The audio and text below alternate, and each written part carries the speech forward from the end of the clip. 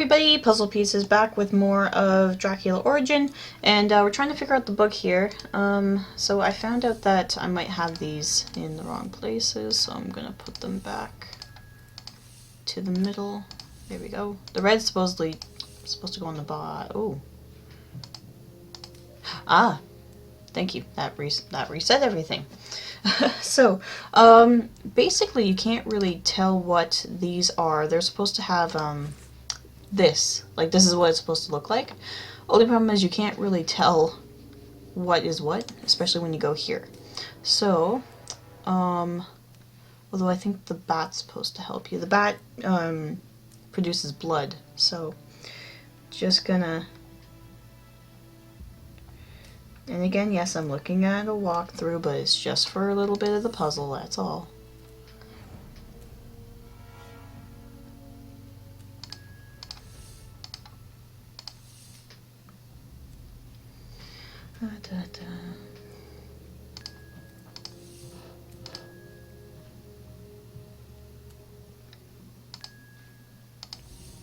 Oh.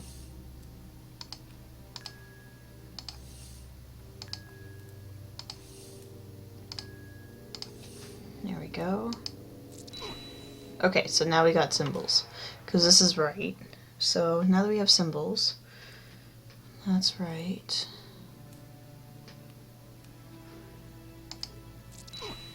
No, okay, so we have to... And I actually think that when it is doing that, it's actually the, when he goes, oh, like, I think it's actually Van Helsing getting stabbed by the bat to use this to make this work. So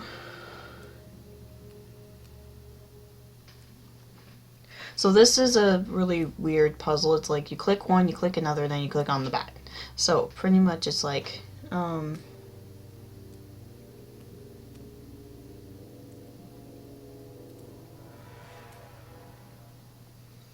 okay, so, and again, yes, I am using a walkthrough.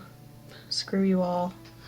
So that switch, then you click on the bat to reveal that.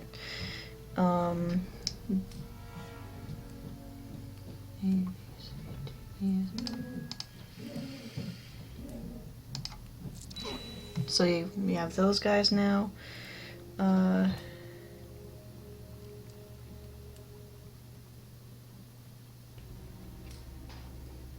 Okay, so 1, 2, 3, 4, 5.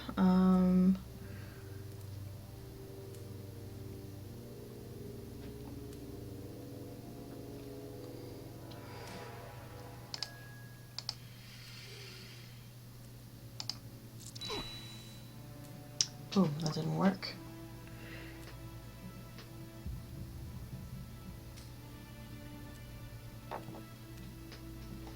Okay, so I might actually have to start that again because I did it wrong. Ah, yay, doing things wrong.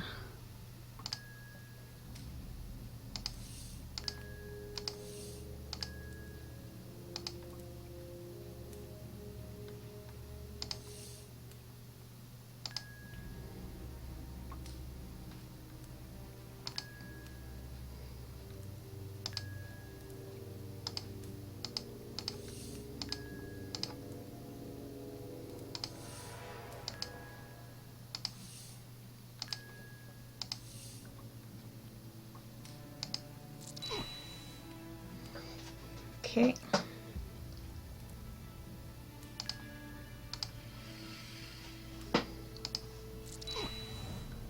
Yeah, you can even see the fangs that come out.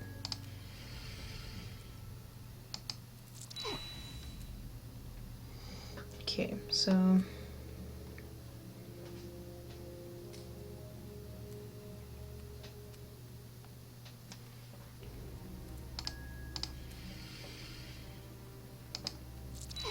There we go, we got one of the words.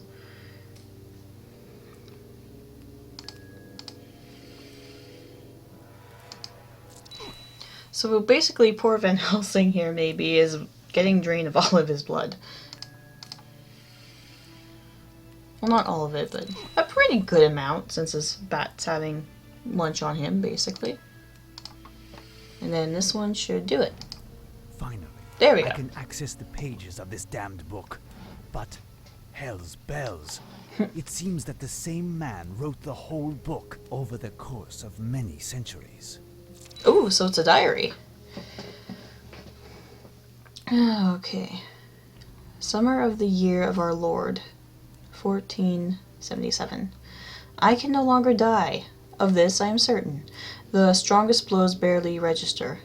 I almost feel pleasure to the sense of this pain, reminiscence of my past glory. This morning, one of Ivan's brothers in arms who was absent from the banquet came to the castle. He had heard from scoundrels the narration of events that had taken place the evening of the banquet. He challenged me outside, but I begged him to enter, as the sunlight was blinding and the warmth burned my hand. So this is Dracula. This is Dracula's diary. The literal vampire diaries. He declared that he wanted to do justice in the name of honor and in the name of God. He too called me a demon. I stared at him, miserable vermin in his polished armor. I felt his heart beating wildly at the tightening of his hand on his sword. He forced me to take a weapon, and I told him that it was my habit to discipline swine with my bare hands. Ooh. His first blow seemed to be incredibly slow and gentle.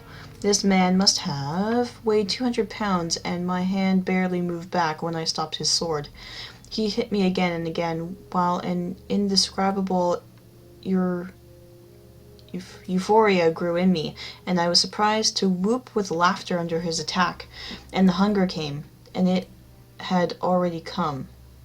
I threw myself on him like wolves on cattle, and I crushed him between my hands. His heart was still beating as I became invigorated from his blood. It was better, yes, much better. December of the year, 1477. But what have I become? An eternal terror seizes me as I write these words. All is dark around me, all is cold. I am alone, infinitively alone. I cry for hours on end. Alcohol, which I have engorged by the barrel, no longer has any effect on me. My spirit, gnawed away by memories that I cannot chase away. This image of her that I wanted to banish haunts me each instant. It's a curse. She will make of me what I have dreamed of being in my moments of anger. Whew. Long diary entry. Only the creatures of the night hear my cries and can testify to my terror. I will soon slump into madness and will be the instrument of the demon inside me, the demon who denies my gaze when I search for it in the mirror, the demon who kisses me at the morning's glow and pushes me to nuzzle under the earth in the darkness. I am no longer human. I can sense it. Hunger comes when I think I am truly alive, and I cannot resist the intoxication that comes from appeasing this hunger, even as I contemplate its horror. I must write, put down onto these pages my history so that the madness cannot make who I am, who I was, disappear. It was I who conquered this land. Of all the warriors, I was the most ferocious and the most feared. I won impossible and decisive victories, leading to the deaths of hundreds of my comrades. At the mention of my name, my enemies trembled. At the sight of my banner, they fled. This pagan land was conquered in the name of God, but in a way that had nothing to do with saintly beliefs. Entire villages burnt, roads bordered with cavaliers hanging from gallows, hundreds of erect stakes dripping with blood like wine from a press, children, women, elders, so many lambs sacrificed in the wars of terror. Everywhere the fetid odor of decaying carrion mixed with that nauseating stench of burnt human flesh, bloated, bent, and broken bodies eaten by worms, and so much blood. Victory in these lands comes to those who the most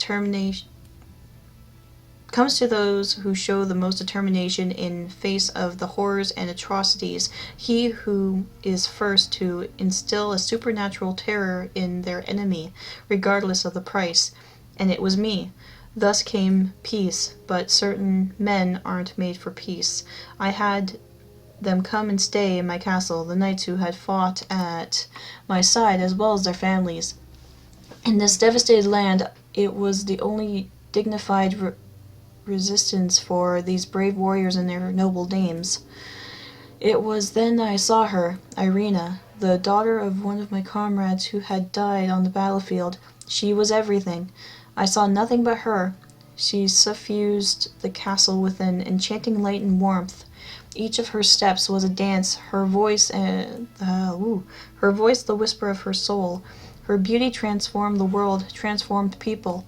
She was at the same time the ultimate happiness and the most destructive suffering when I had to stand next to her without being able to kiss her, embrace her, and make her mine. Whew, what a romantic. No, seriously, it's like, whew, these words. Thus my court was started, propelled by a total and severe love. But voices came to her, voices that recounted the war and its battles, that recounted the villages burned with pleasure, the abominable tortures performed under my command, that recounted the hundreds of innocents decapitated in a movement of anger. Okay, so this is going to be a whole video of me probably reading this damn journal. That recounted foremost my cruel laughter in this bloodbath. Despite my efforts to make her share my passion, I was greeted with a coldness marked with disgust. Mostly I wanted to show her the light of love in the depth of my eyes. Mostly she saw the blackness of death. Well, of course, you're a vampire. And then he came, beautiful and blazing, with his handsome shield, the legendary artifact.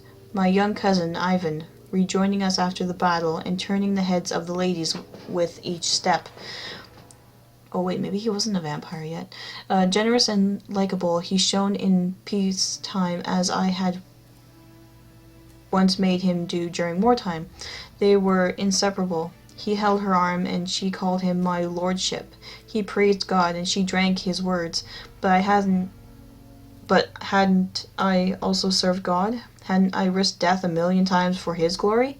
At it is to this puppet that God gave the right to charm my beloved, my only one in his name. Ugh. Thus I disavowed God and his holy hypocrisy in the formerly pagan lands subsidized rights. Oh my god, there's still more. To which I secretly initialed myself. I disavowed God from the depth of my soul and swore to combat his defenders with 10 times more vigor than ever his enemies. The thirst for vengeance grew in me. I felt myself becoming a beast. The castle's inhabitants looked at me with a growing fear, my foul temper having much to do with it.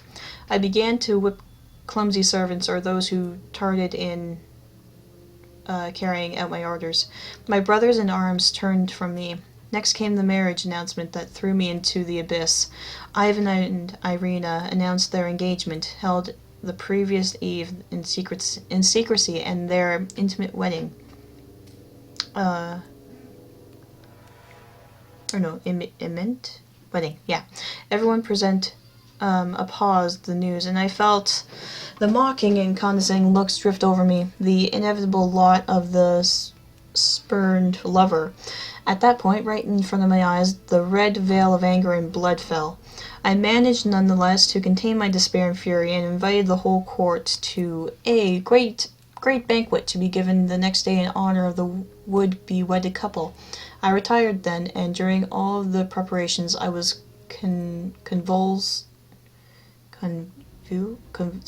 with pain and hatred, alone in my chamber to cultivate my fury. When the evening came, in the absence of Irina, who had left to put on a dress that I had previously offered, I I proposed a toast at the banquet table, having taken care to order the servants to leave the hall and to allow only the guests of noble lineage remain. As the knights and dames, all without exception, raised their goblets to their lips, I began a speech of the hypocrisy of their supposed god and of their familiar villainy. How did they dare? Yeah, so this is going to take a long while. So in the next video, we'll read more of the Vampire of Dracula's Diary. Do stay tuned. This is PuZZlePieceZ signing off.